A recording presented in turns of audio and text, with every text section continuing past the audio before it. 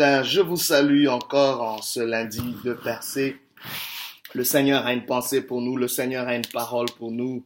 Et ce matin, le thème de notre message n'est rien d'autre que tu seras une bénédiction pour ton temps. Tu seras une bénédiction pour ton temps. Pour ce, nous lisons dans Acte 13, verset 36, la Bible dit: Or, David, après avoir en son temps servi au dessein de Dieu, est mort, a été réuni à ses pairs et a vu la corruption. Nous lisons aussi Romains 8, 18 à 19, la Bible dit: J'estime que les souffrances du temps présent ne sauraient être comparées à la gloire à venir qui sera révélée pour nous.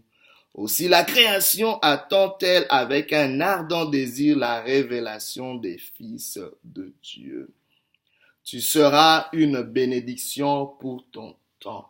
C'est une déclaration que tu dois recevoir en cette année qui s'achève, mais laisse-moi te dire, ton temps attend après toi, ton époque attend après toi, ta génération attend après toi. Tu es un cargo de bénédiction, tu es un paquet de bénédiction. On attend après cette livraison. Tu seras une bénédiction pour ton temps. Tu as été envoyé dans ce monde pour être une bénédiction et pas pour être un fardeau, pas pour être un problème, pas pour être une malédiction. Tu es envoyé dans ce monde pour être une bénédiction. Entends-le au son de ma voix. Tu seras une bénédiction pour ton temps, pour ta génération, pour ton époque, pour ta saison, pour ton année. Pour 2018, tu seras une bénédiction. Tu as longtemps attendu une bénédiction pendant que tu es la bénédiction que ta génération attend. Tu es la bénédiction que ton espace attend. L'année 2018 attend après toi. N'attends pas après cette année.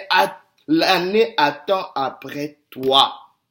Bien-aimés, changeons de perspective. Nous sommes souvent là en train d'attendre une bénédiction, mais nous oublions que Dieu a fait de nous une bénédiction pour les nations. Dieu a fait de nous une bénédiction pour nos familles, pour nos voisinages, pour nos entreprises, pour l'espace dans lequel Dieu nous a établis. Encore faudrait-il que tu sois là où Dieu te veut, dans l'espace qu'il a prévu pour toi.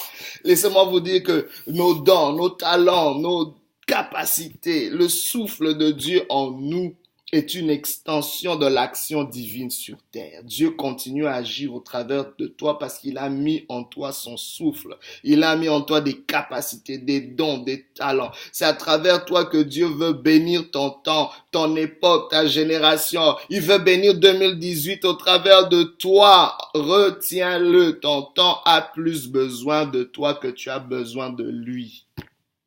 Très important.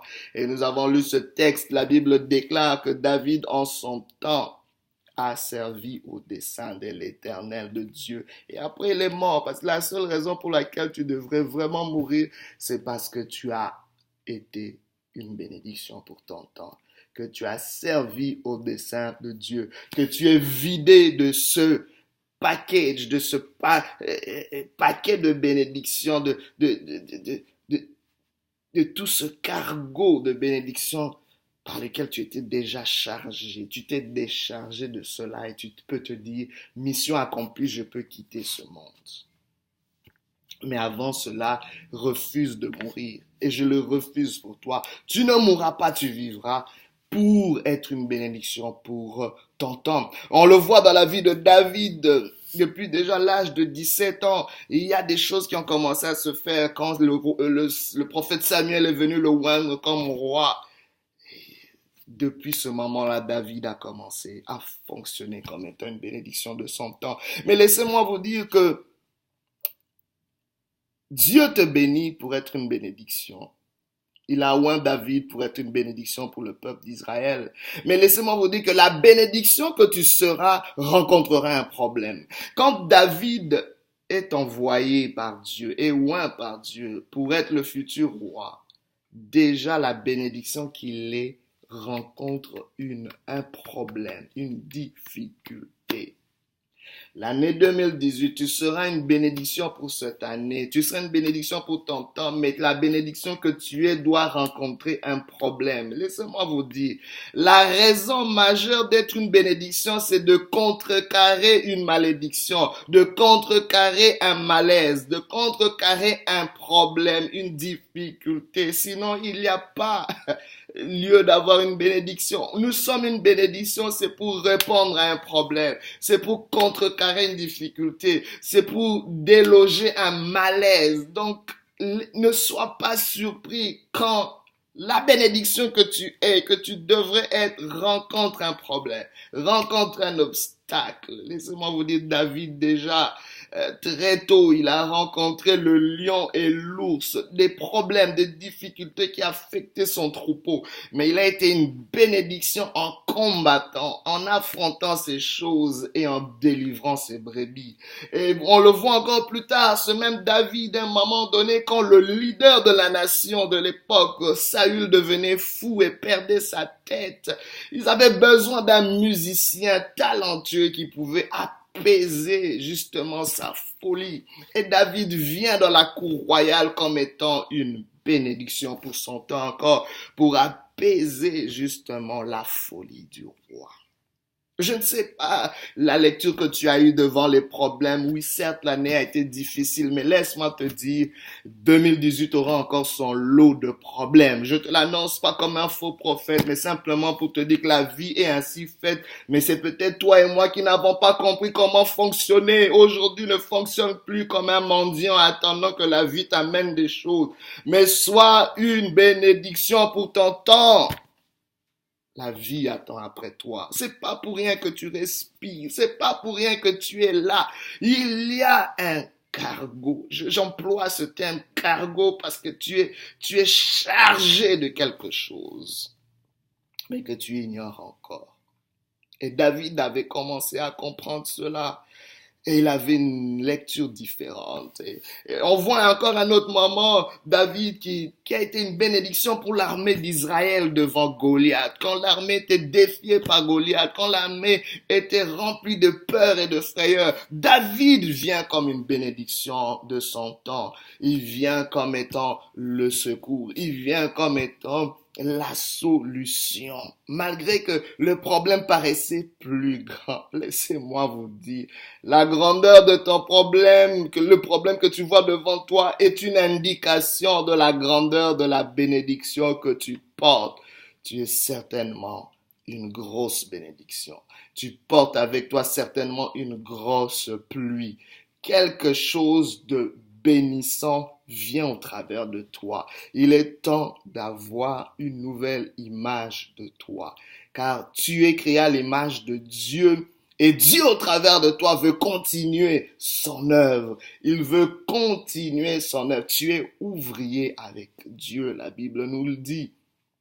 On voit David qui a été une bénédiction pour la planification de la construction du temple, le temple que Salomon a finalement construit. On voit ce David être comme, même ses contemporains l'appelaient, tu es comme un ange de l'Éternel parmi nous. Celui qui allait avec l'armée, qui sortait, mais qui avait tout le temps des victoires devant les Philistins, devant... Mais ce David, à un moment le peuple était comme, mais si David part, qu'est-ce qu'on va devenir? À un moment David était en danger, le peuple était comme, non, non, non, non, toi on doit te mettre, te sécuriser parce qu'on ne peut pas se permettre de te perdre.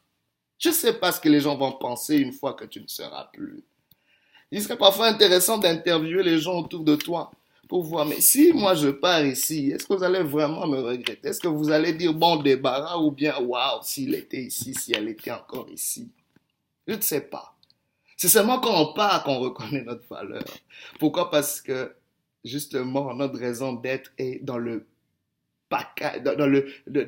dans le cargo que nous laissons, les traces que nous laissons justement, le paquet de bénédictions que nous laissons par notre passage.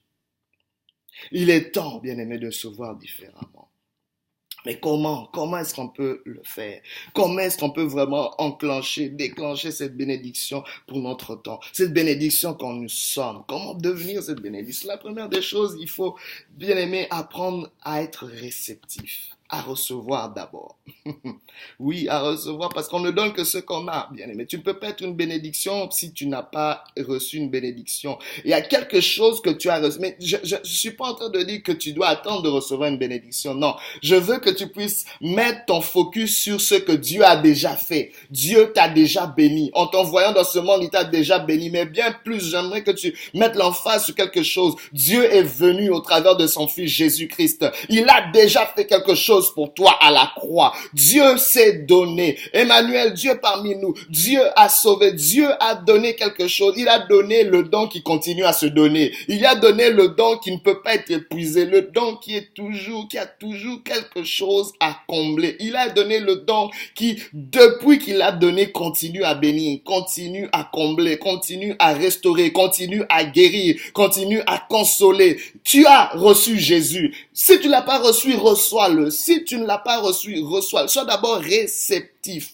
Pourquoi je le dis? Parce que souvent nous sommes trop centrés sur nous-mêmes. Souvent quand nous avons mal, on est centré sur notre douleur au lieu d'être centré sur ce que Dieu a fait par rapport à notre douleur. Laisse-moi te dire, lance maintenant tes regards sur ce que Dieu a déjà fait. Dieu a déjà pourvu à ta douleur. Dieu a déjà touché quelque chose. Dieu a déjà accompli. Mais il faut que tu ouvres ton cœur. Apprends à recevoir ce matin. Ouvre ton cœur pour être réceptif. Je parle à quelqu'un qui a souffert, à quelqu'un qui a connu des difficultés, mais il est temps d'ouvrir ton cœur. Tu as fermé ton cœur parce que tu n'as plus confiance aux gens, parce qu'on t'a tellement fait du tort. Mais il est temps pour toi d'ouvrir ton cœur, parce que Dieu viendra parfois d'une façon que tu ne pourras pas reconnaître. Il prendra plusieurs formes. Il peut prendre la forme d'un inconnu, il peut prendre la forme de quelqu'un qui est encore en train de te présenter l'amour, mais parce que tu as tellement été blessé que tu ne sais plus recevoir l'amour. Il peut prendre la forme de quelqu'un qui est en train de t'aider, quelqu'un qui veut te donner des conseils, quelqu'un qui veut t'accompagner, mais tu es tellement fermé. Aujourd'hui, sois réceptif parce que il frappe à ta porte. Il frappe à ta porte. Même pendant que tu entends ce message,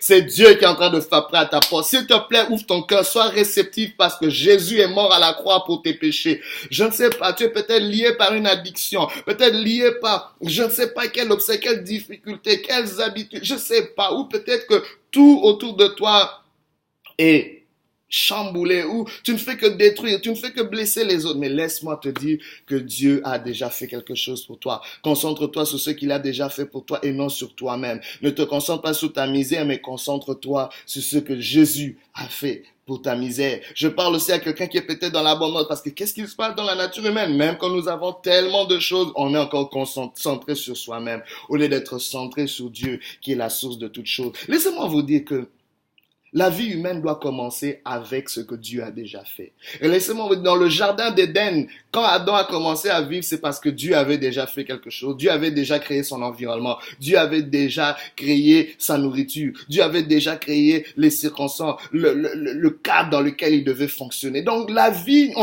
Dieu ne peut pas, l'homme ne devrait pas concevoir la vie en commençant par lui-même, parce que Dieu se réserve la première place. Il est l'alpha, le commencement. C'est-à-dire, quand toi tu commences ta vie, tu la commences par rapport à ce que Dieu a déjà fait, par rapport au commencement. Dieu a déjà envoyé son Fils. Dieu est mort par son Fils. Jésus-Christ est mort à la croix pour toi. Commence par là. Sois réceptif de ce que Dieu a déjà fait. Dieu a déjà fait quelque chose pour 2018. Sois réceptif. Mais à part cela, bien-aimé, tu as besoin de toi. Tu as besoin de toi. La deuxième chose, je dis, tu as besoin de toi. Tu as besoin de ton aide. Car l'aide que tu attends des autres ne viendra peut-être pas. J'aimerais te le dire. En 2018, tu as besoin de toi. Tu as besoin de toi. Pose-toi la question, qu'est-ce que je peux faire pour moi? Comment est-ce que je peux faire pour m'aider? Avant de demander l'aide des autres, comment tu peux faire pour t'aider toi-même? Et laisse-moi te dire, la plus grande aide que tu peux te faire, c'est la discipline. On voit David déjà très jeune, responsable. Il était chargé de s'occuper des brebis de son père. Quand le prophète Samuel vient, tous ses frères étaient là. La Bible n'est peut-être pas claire là-dessus, mais David devrait être sûrement au courant parce que le prophète Samuel n'était pas n'importe qui. Alors, Quand il savait que le prophète Samuel devait venir à la maison, David devait se trouver là. Mais David, son excuse, c'était que il devait s'occuper de ses brebis. Parce que c'était quelqu'un de discipliné, quelqu'un de responsable. Je sais pas. Tu as peut-être besoin de retrouver une discipline. Discipline dans tes habitudes, discipline dans tes émotions, dans tes pensées. Sois discipliné, sinon la vie va te discipliner. Bien aimé, à certaines souffrances que nous avons simplement parce que nous refusons de nous discipliner. Ta vie a besoin d'être disciplinée. Tu as besoin de toi. Aide-toi aujourd'hui en te disciplinant. Et tu seras une bénédiction pour ton temps. Et la dernière chose, tu as quelque chose à offrir. Il est temps de manifester de la compassion. Regarde autour de toi. Dieu fait de toi un ingrédient essentiel pour ton monde. Dieu a mis quelque chose en toi pour ajouter une saveur au monde. Le monde a besoin d'avoir plus de goût et tu as quelque chose à offrir, un ingrédient à offrir. Tu seras une bénédiction. Oui, l'année aura certes ses problèmes, mais tu seras une bénédiction justement qui vient contrecarrer ses problèmes. Retiens-le, rappelle-toi de cela. Ouvre ton cœur, sois réceptif, mais sois aussi discipliné, mais sois aussi plein de compassion. Que Dieu te fortifie, que Dieu te relève, que Dieu t'accorde sa paix. Dans le nom de Jésus, sois la bénédiction de Dieu pour ton temps, au nom puissant de